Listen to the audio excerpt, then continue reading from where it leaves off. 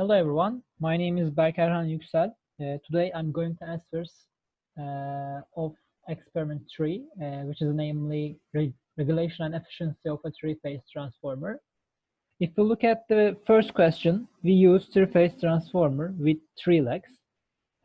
And if we look at the windings of each leg and the flux they created, there's a disproportionate distribution of fluxes with respect to the 3 legs, the first leg and the second or middle leg and the third leg. For example, the flux of second leg or middle leg are much higher than the others because of the generated fluxes of C and A. On the other hand, if we look at the first and the last fluxes, the flux passing through the first and the third legs are different with respect to the second one and with respect to each other. Therefore, by AC excitation, the operating points of pH curves on these graphs are different in each legs. The different operating points represent different core losses. Finally, different core losses draw different currents with respect to the input.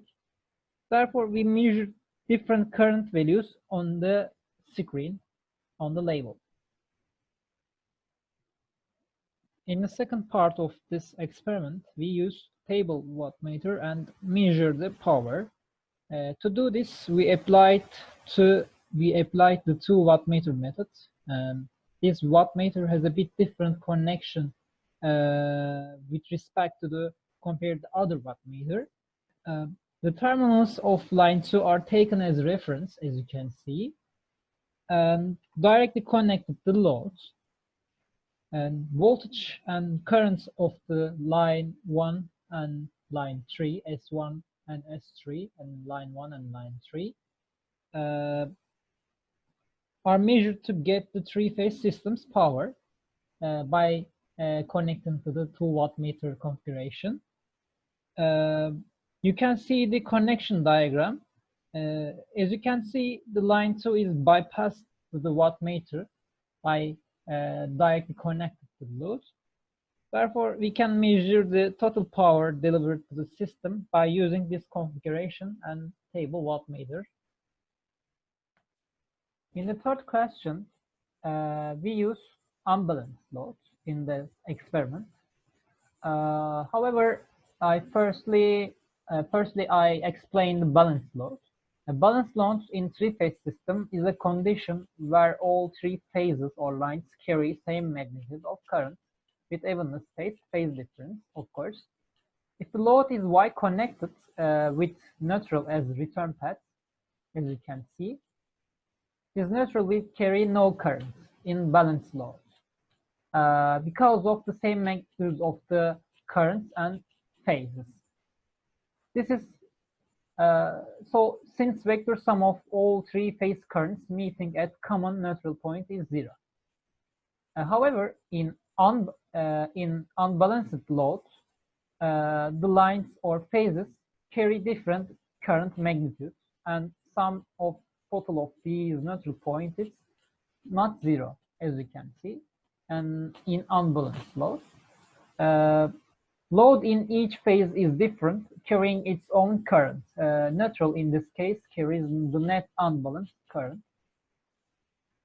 In practice, we use unbalanced load in this experiment because we connected the neutral point of the Y load and the Y secondary side are different ports. Therefore, we generated an unbalanced load. On the other hand, if we connected to on the same port, or if we use the same line as neutral line, we generated balanced load, and our current magnitudes of the loads of load A, B, and C are the same. In the fourth question, if we compare the loads, which are resistive, capacitive, and inductive, we can see there is a fan on the back side of the resistive, as you can see in the first picture.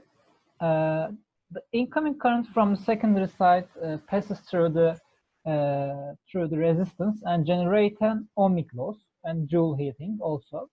The given power from input side is dissipated on resistor and will be lost as a heat. In terms of inductive and capacitive loads, since they do not lose the power as much as the resistive one, they do not need the fans.